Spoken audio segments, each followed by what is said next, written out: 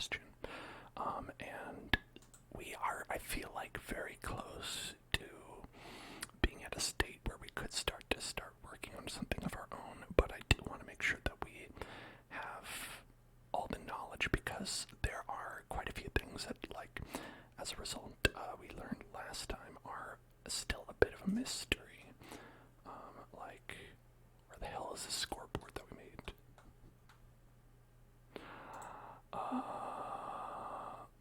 Open. Is it this one?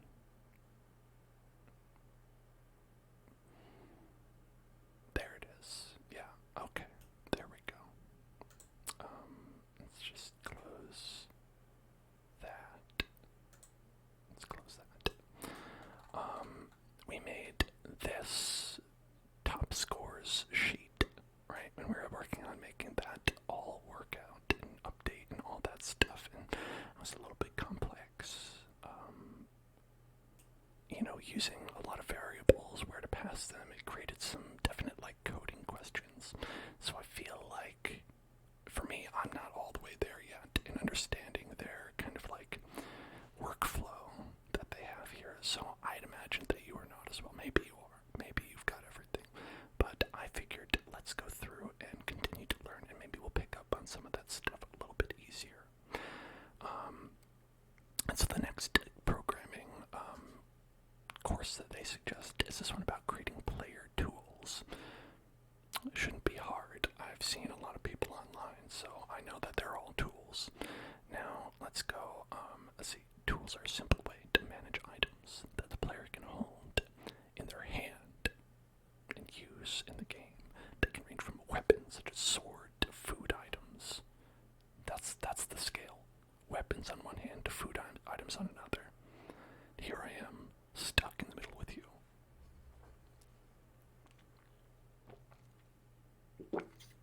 Alright, in this course you'll learn how to create a tool in the shape of a laser blaster that will play sound effects when equipped or activated.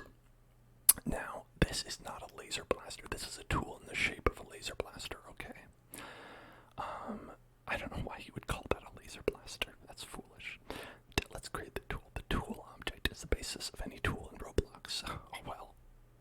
Yes, I'm obviously it is. So you'll need to create one. It's easier to change how tools look by adding parts such as, or objects such as parts and mesh parts to the tool in the workspace when they are visible. Insert a tool into the workspace and name it blaster. Why don't we go to a freshie for this? You know what, let's open this up. This is Hill's Next Top Models. Remember, we made a whole lot of very fun objects. Look at all these nice objects we built. Now, what if we were to make a tool? Let's get a tool. Alright. Insert a tool. Okay, we can just do it from over here. Insert object. Tool. Look at that. There it is. Boom. Tool. Added. Tool has been added. And now, what's next? We're done. Name it blaster. Okay. And we're done, right? That's all you need to do. Just need to. And boom. We've got a blaster. Insert a mesh part into the tool. Okay. So, that makes sense, because this is actually, it's not really anything. It's not an object. It doesn't come out as like a little block. It comes out as just invisible. Without, I don't even know if it has a location. So let's add, like we said, add a part. Is that what they said? Mesh part. Okay, mesh part. This is a different kind of part than I'm used to. Mesh part. Okay. Zooming in on our little mesh part. Then we're going to, okay, their mesh ID nonsense that they have, right? This so far, absolutely the would say I could never really ever envision myself using this feature. It's like having to upload and reference every single texture that you have. Madness. You would truly mesh ID. Where is it? Mesh ID. There we go. Texture ID. Okay, texture ID. Lose your mind with the amount that you need to upload texture ID. Okay. So, that does feel a little bit like cheating. There's a suggestion here. So what we've done is we've added a mesh ID. And so I believe what that does is it loads this data that they had for what does a laser gun look like. And then we have the texture ID right there. And add. Nope. Did that work? No. No. Yes. No. Okay. Why would it work?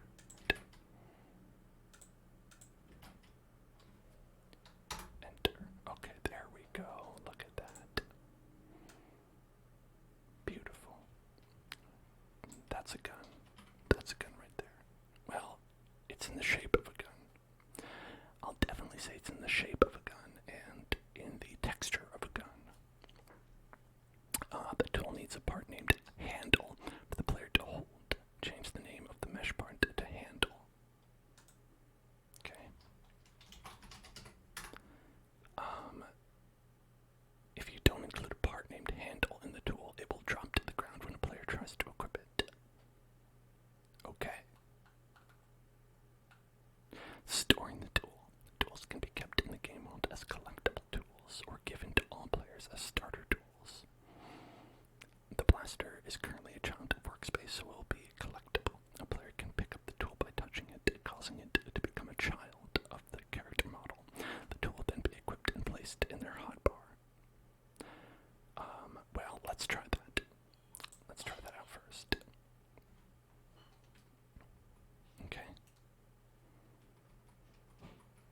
Gun. Great, yes. Yeah, that's exactly where I want you to be holding that. Okay, let's see if we can fix that first. So, grip forward, grip position, grip right, grip top. Okay. Is this changing where? Let's see. Well, first, one thing we'll do is we'll move this up just a smidge, right? Let's just move it up just a smidge.